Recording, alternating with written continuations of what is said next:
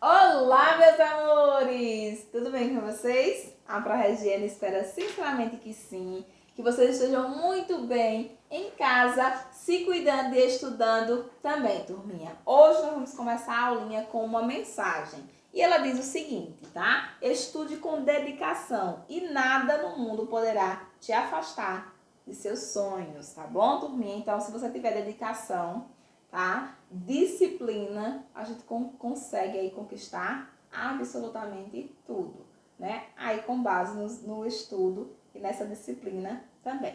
Então vamos seguindo aqui, tá, meus amores, com a correção das atividades do capítulo 10 e 11 aí. Lembrando sempre que, antes de tudo, sempre aí, ó, agradeça. Então vamos começar aí relembrando qual é esse capítulo. O capítulo 10 é aquele capítulo que fala dos anos de chumbo no Brasil, ou seja, o período da ditadura militar no território brasileiro, que vai aí de 64 a 85. Então vamos comentar aqui, vamos observar quais eram as questões a respeito desse período aí da nossa história. Então, começamos aqui na página 263, vamos pegando aí o capítulo, a gente vai fazer a correção completa, tá? Tanto do capítulo 10 como do capítulo 11, e ele fala assim, o que foi, ou o que de fato incomodava os militares no governo de João Goulart, a ponto de derrubarem seu governo. Então, o que é que incomodava tanto os militares que disseram, que pensaram e se organizaram assim? Vai ser esse que a gente vai dar o golpe. Então, alguns fatores levaram os militares a derrubar o então presidente aí, João Goulart, do poder. Dentre os principais motivos, destacam-se a inflação, a influência, né, dos Estados Unidos, que é de fato quem vai organizar esse movimento de derrubada e de implementação desse período da ditadura militar.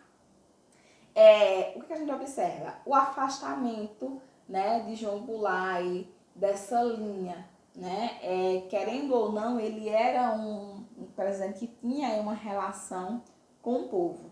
Então, essa influência dos Estados Unidos que queria evitar o crescimento do comunismo na América Latina foi um dos fatores, né? Então, vinham aqui na entrada do Brasil, na relação que João Goulart tinha com China, União Soviética, um problema para eles. A preocupação com as reformas de base, que também foi criada aí por ele, que ajudaria a melhorar as condições de vida do povo, e a aproximação de Jango com China e União Soviética. Esses foram os motivos principais para essa derrubada desse governo aí, vocês vão lembrar das nossas aulinhas que a gente comentou sobre isso. Seguindo aqui, meus amores, ele fala assim, explique o uso do termo anos de chumbo para o período da ditadura militar no Brasil.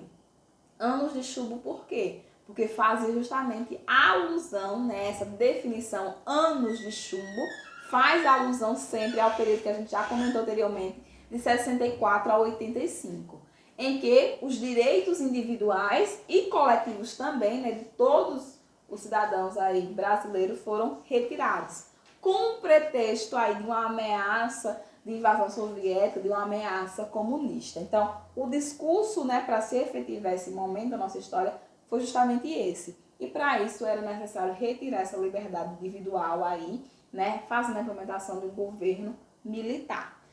Quem fosse contrário ao regime corria risco de ser perseguido, como a gente comentou, preso, torturado, né, exilado e até mesmo assassinado, como a gente teve aí, né, a gente comentou em nossas aulas, uma grande quantidade de pessoas, infelizmente, passando por isso. Durante o regime militar, os atos institucionais, conhecido como AI, tá, foram usados para governar o Brasil.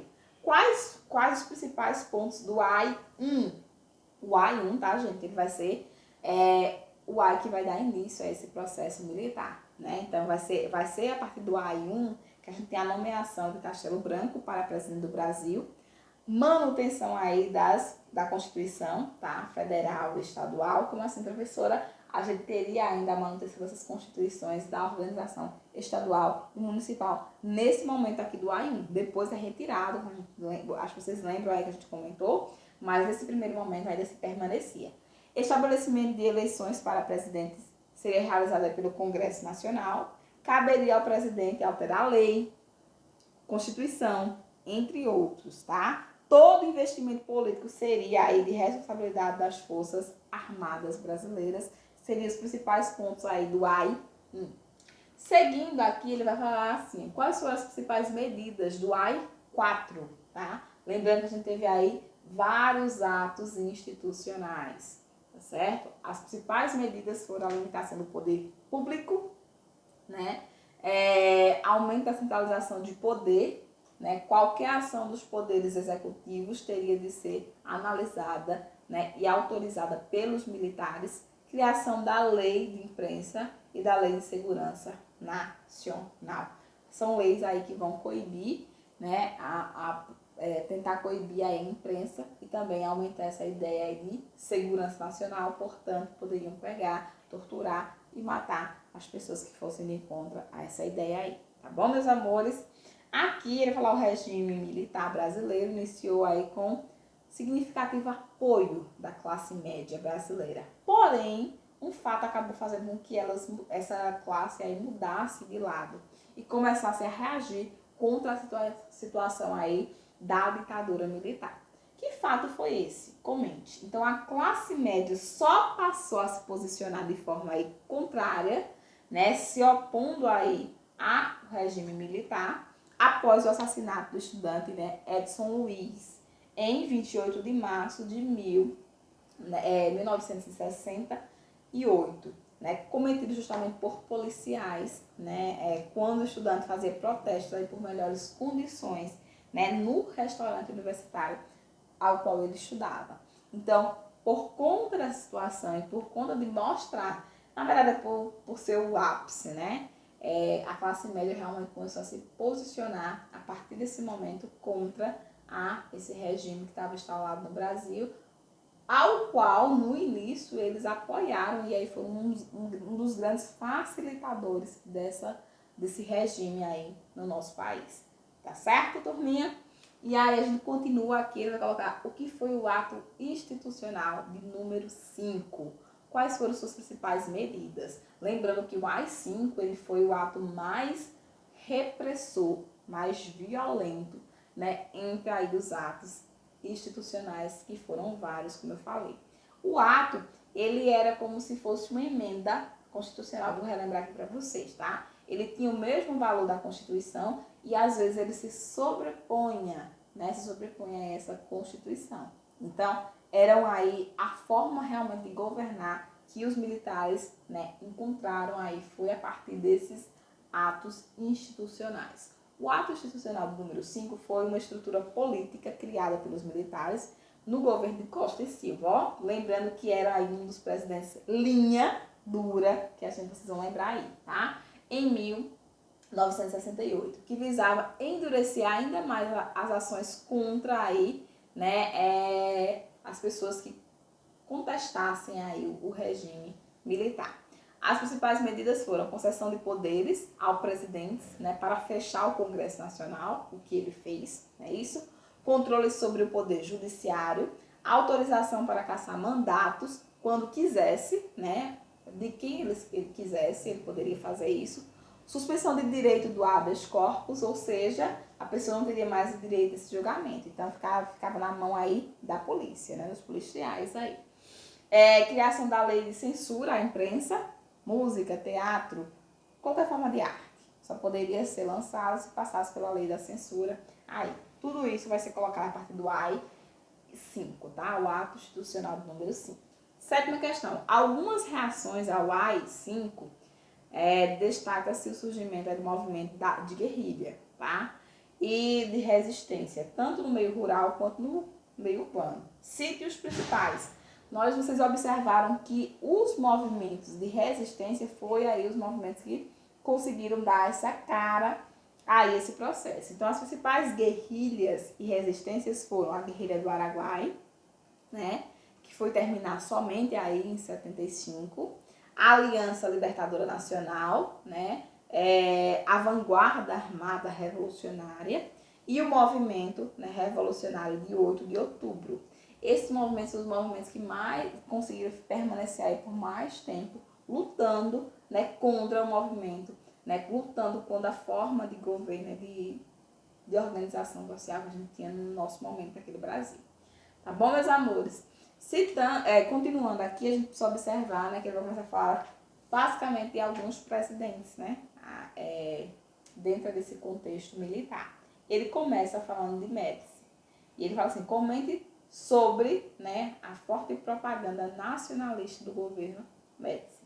Então, durante o governo, né, a propaganda foi muito forte. Ele tinha aí como ideia distrair a população do que estava realmente acontecendo no país. Então, ele se baseou muito nessa questão do nacionalismo muito forte, exagerado, e também na questão, de fato, desse investimento em propaganda em outras áreas. Tá? Tinha a identidade nacional, influenciando diversos setores como futebol, música, teatro, usando expressões como o Brasil, ame-o ou deixe-o, ninguém mais segura esse país. Tá certo? Então, eram frases, né, que marcaram o governo de Médici, justamente por conta, né, dessa distração que ele tentou o tempo inteiro promover dentro do seu período aí, né, como um presidente militar. Qual era o principal objetivo das frases feitas, né, aí por Médici? Então, o principal objetivo aqui era despertar o sentimento nacionalista, né, alienado da sociedade, né, para que desviasse a atenção das relações políticas repressoras do seu governo, que foi uma das mais fortes aí, né? Então, ele realmente, como ele tinha essa questão aí mais linha dura também, então era um mecanismo para que a população não ficasse só um comentário sobre as suas atrocidades. Então, vamos linkar aqui com outros objetos, vamos colocar o Brasil para se distrair, inclusive com o futebol, que ele utilizou muito, o movimento, movimentos musicais também, né, que ele inclusive financiou para poder distrair essa população. Seguindo aqui, ele fala assim, os principais pontos desse projeto. Então, Geisel, né, iniciou uma tímida reabertura política, mas, contrariando essa tendência, elaborou o pacote de abril. Né? Então, o que foi aí, né, que tinha? Quais foram os principais pontos aí desse projeto? Os principais pontos foram limitação dos poderes do Congresso Nacional, né, e do governo por meio de decretos-leis que ele estava lançando, né? Estabelecimento de eleições indiretas estaduais. Lembra para vocês que eu falei para vocês, que eu falei que no início, nesse período militar, ainda permaneciam as eleições, né, as pessoas escolhendo os seus governadores e os seus prefeitos também. Só que o que acontecia? Como a população estava extremamente satisfeita com essa questão aí ligada à ditadura militar, começou a se crescer um movimento de prefeitos e governadores que iam de encontro a essa forma de governo. E aí, tentando acabar com esse levante, né, de eleições aí de pessoas contrárias ao movimento, né, da ditadura, eles fizeram aí, né, retiraram essas eleições que eram diretas para nível aí estadual e municipal. E começaram a colocar, né, a partir de então, essas eleições indiretas estaduais e municipais também.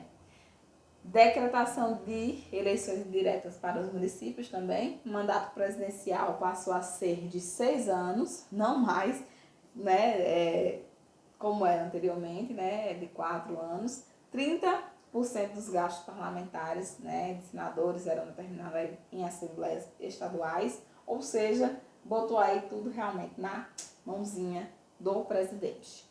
O que foi a lei de anistia criada aí por João Figueiredo? A lei de anistia era uma lei que libertava, né, que dava realmente anistia a pessoas que tinham cometido crime durante esse período aí militar. Lembrando que as próprias pessoas que foram aí condenadas por torturas e morte também receberam essa anistia. Na verdade, essa lei foi criada justamente para essa população aí, tá certo? Lembrando que essa lei, né, que foi publicada aí em 1979, consistia aí num ponto aí de direitos a essas pessoas que tinham sido caçadas aí nesse momento.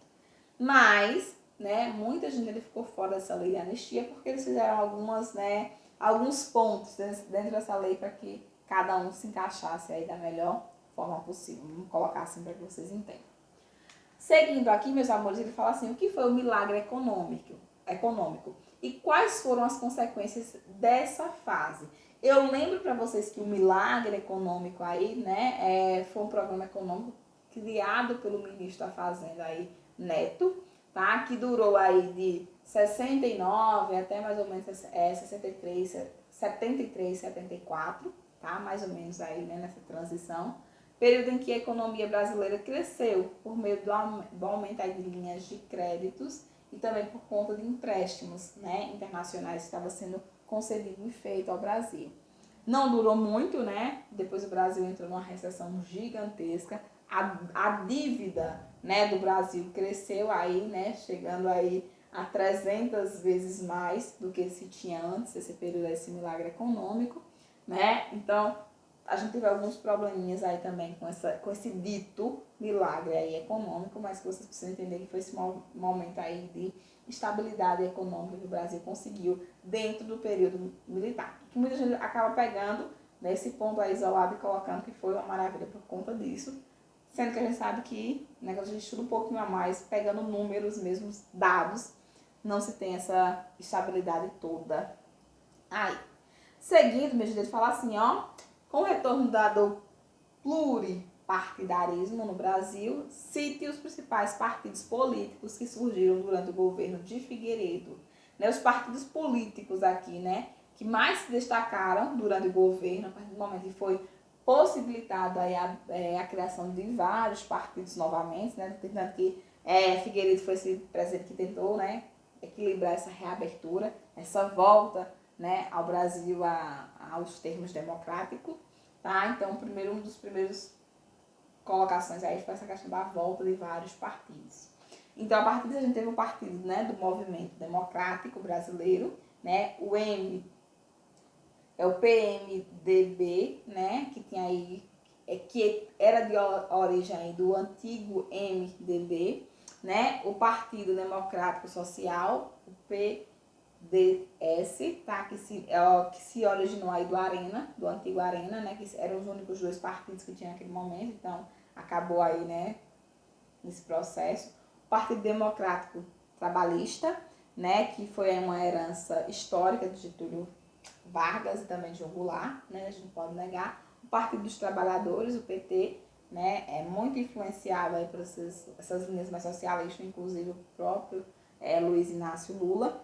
O Partido Comunista Brasileiro, né, que pôde aí voltar à legalidade, assim, né, como aí alguns outros partidos menores, né, que saíram desse processo da ilegalidade também. Tá bom, meus amores? Aqui então foram os principais partidos que a gente tem aí surgindo depois desse movimento de reabertura.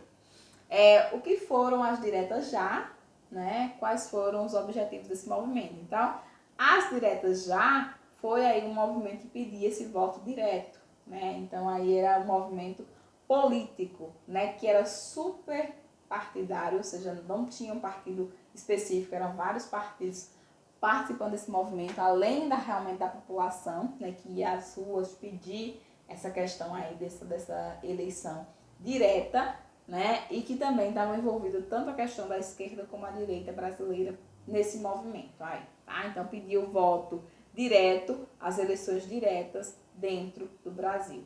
Os principais líderes aqui foi o próprio Fernando Henrique Cardoso, Lula também, né, Ulisses Guimarães e o próprio Tancredo Neves, tá? Que seria eleito aí, inclusive, o primeiro presidente pós, né, esse período de ditadura militar. Aqui na sétima questão ele fala assim, a partir disso, alguns dos movimentos, né, que surgiram nessa época, né, cite suas contribuições para o cenário, né, cultural brasileiro. Aqui ele está falando sobre o processo já mais ligado à questão dos movimentos culturais, né, muito ligado a isso. Então, um dos movimentos mais marcantes aí foi a Jovem Guarda, que era um movimento usado pelos militares para poder distrair a população, para fazer com que a população não fosse para a linha mais do protesto, do radicalismo, né, que era, né, inclusive tentando abafar os movimentos que pregavam, que tinha esse contexto realmente de fim da ditadura militar, como o próprio Tropicália, né, que é um movimento aí que vai em contramão aí, né, ao movimento militar brasileiro. Então era era um movimento cultural que pedia justamente o fim desse processo. Então, eram movimentos aí, né, que se contrapunham aí, né, para que a população entendesse o que a gente estava vivendo nesse momento. Lembrando que a Jovem Guarda, muito ligada aos militares, né, financiada e apoiada pelos próprios militares, né, e o movimento contrário já nessa ideia justamente de pedir a finalização e tudo mais. O cinema novo também, né, vem com esse movimento também de pedir o fim desse período aí da história. Tá bom, meus amores? Aqui a gente vai para o capítulo 11, que fala o fim da Guerra Fria, né, e a queda do regime aqui socialista. Então, aqui a gente já volta para o contexto mundial de finalização do período da Guerra Fria. Aqui a gente vai começar na página, nesse capítulo aqui a gente começa na página 287. Quais foram os movimentos que levaram à queda da União Soviética? Então eu falei para vocês, né, a gente mastigou aí várias vezes, né? Os motivos foram a própria consolidação do capitalismo no mundo, mas o motivo principal foi o estabelecimento, o fim da União Soviética. Então, a gente disputava na Guerra Fria quem? O capitalismo, representado pelos Estados Unidos, e o socialismo pela União Soviética. Só que a gente tem um problema. Se a União Soviética ela se desfaz, a gente não tem o outro lado da guerra. Então, basicamente, acabou a Guerra Fria justamente por conta aí, né, desse processo de finalização da União Soviética. Então, as dificuldades financeiras e econômicas vividas pelos soviéticos, a crise do petróleo, né, e a reforma política introduzida aí por Gorbachev fez com que essa Guerra Fria aí acabasse, né, levando aí o fim da União Soviética também. Tá certo, meus amores? Seguindo aqui, ele vai pede, né, para que você comente aí os programas de reforma política implementados por Gorbachev. Então, ele tinha aí, né, ele chegou com essa ideia de reestruturar a União Soviética e ele cria duas medidas, a perestroika e a glasnost. A perestroika significava reestruturação. Foi um conjunto de ações políticas e econômicas que visava diminuir aí os gastos públicos. Então, perestroika, reestruturação. E a glasnost significava transparência política. Visava restaurar a liberdade política de expressão, né, do povo aí soviético. Vinha com esse viés de maior liberdade. Vamos ver o que está acontecendo aí, né, no mundo. Então, era essa basicamente a ideia. Seguindo aqui, ele vai colocar qual a participação de Boris na queda do regime comunista na União Soviética, né? Então, Boris foi responsável, né, por frustrar aí a tentativa de sequestro de Gorbachev, que, né, foi planejada por uma ala mais radical aí do Partido Comunista, justamente porque ele chega com essas ideias que levaria aí o fim da União Soviética, né? Então ele vem aí já com escrito na testa que ele vinha com essa função realmente de promover algumas mudanças que não eram compatíveis com o pensamento aí, né, do Partido Comunista Soviético. Então, tentando aí impedir essa ação dele, aí tentaram fazer sequestro, mas Boris, né, acabou frustrando tudo isso aí. Então, visava impedir a concretização do projeto de reabertura política e econômica da União Soviética pensada por Gorbachev.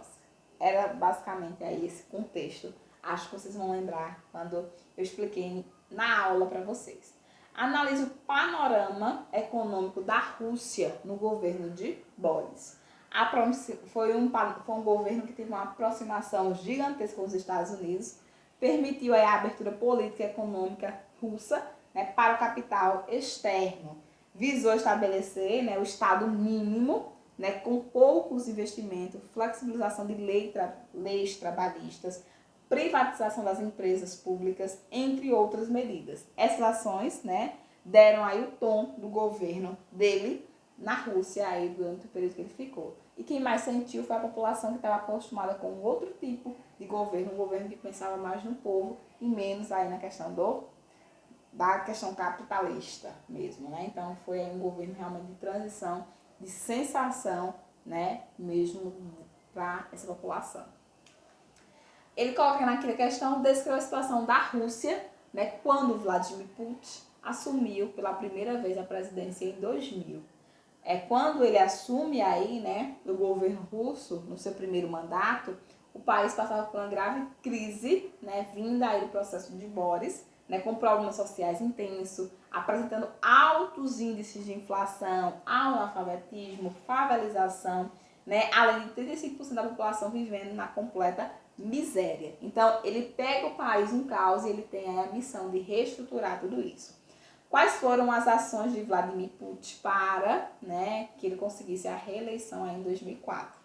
Ele implementou, né, várias políticas sociais, econômicas que melhorou a saúde, né, a questão aí da educação, habitação, agricultura, aumento do salário nas áreas da educação e da saúde, modernização de equipamentos, né, sociais e também a questão de um olhar melhor para a questão aí realmente dessa mulher que trabalhava. Então tudo isso fez com que ele conseguisse aí, de uma forma muito tranquila a reeleição, né, 4 anos aí depois, justamente por conta da forma que ele conduziu aí esse primeiro mandato. Tá bom, meus amores? Então a gente finaliza, tá, por aqui, nosso processo de correção. Aproveita esse material, que é um material super rico, tá certo? Então fiquem com Deus e até o nosso próximo encontro.